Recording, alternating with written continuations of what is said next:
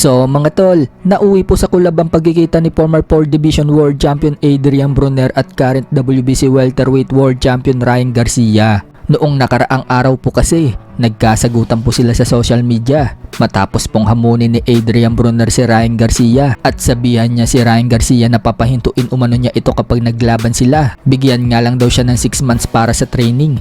Tatalunin umano niya itong si Ryan. Dagdag pa ni Broner, siya daw kailanman hindi pa nananknockout habang si Ryan Garcia na-knockout na daw at nag-quit.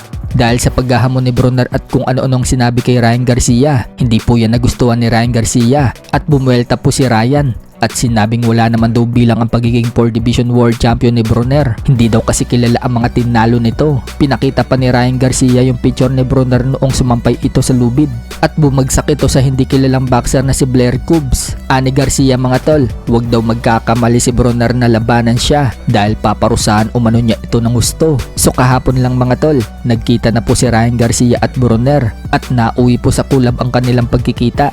Niyakap ni Ryan Garcia si Broner, pati yung kasama ni Broner na streamer at gumawa po sila ng hype sa itaas ng ring.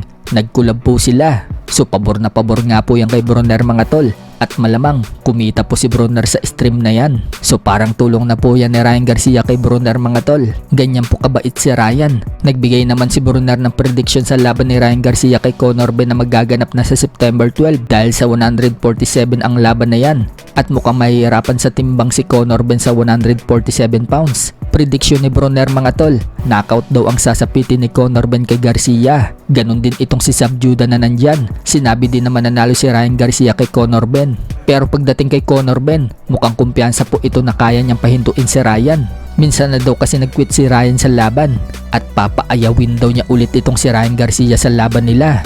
Hindi daw natuturuan ng puso, kaya sa September 12, magkita na lang daw sila. Sa kabilang banda naman mga tol, alam na nga po ng karamihan na sa 2027 na po maglalaban si Naoya Inoue versus Bam Rodriguez sa buwan ng February. Pero bago yan mga tol, magkakaroon muna ng laban si Bam Rodriguez sa buwan ng November or December at sa 118 pounds umano yan. Yan po ang sinabi ni Eddie Hearn mga tol sa isang interview. So kung lalaban itong si Bam Rodriguez sa December, baka posibleng lumaban din si Inoue sa December. Lalo pat laging lumalaban itong si Inoue tuwing December bago sila magharap ni Bam Rodriguez. So kung mapapalaban itong si Inoue mga tol bago matapos ang taon na ito, pwedeng pwede po niya piliin si Casimero. Dahil rank number 4 po si Casimero sa WBO Super Bantam. Naglabas pa naman kahapon ng WBO mga tol ng WBO Boxing 101 tungkol sa mandatory challenger status. Sinabi dyan mga tol na hindi daw ibig sabihin rank number 1 ka, automatically mandatory challenger ka na. Hindi daw ganyan.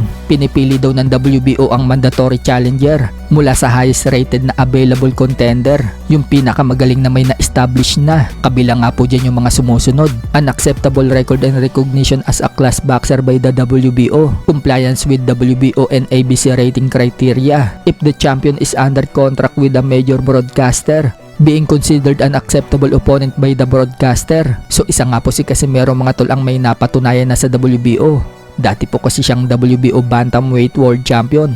Kaya kahit na hindi po number 1 contender si Casimero, pwedeng pwede po siya lumaban sa World Championship dahil meron na po siya diyang na-establish. Bukod sa WBO Bantamweight World title na nakuha niya dati, naging interim champion din siya. Tapos nakasungkit pa siya ng global title. Kaya kung mag-uutos po ang WBO na paglabanin si Casimero at Inoue, pwedeng pwede po yan.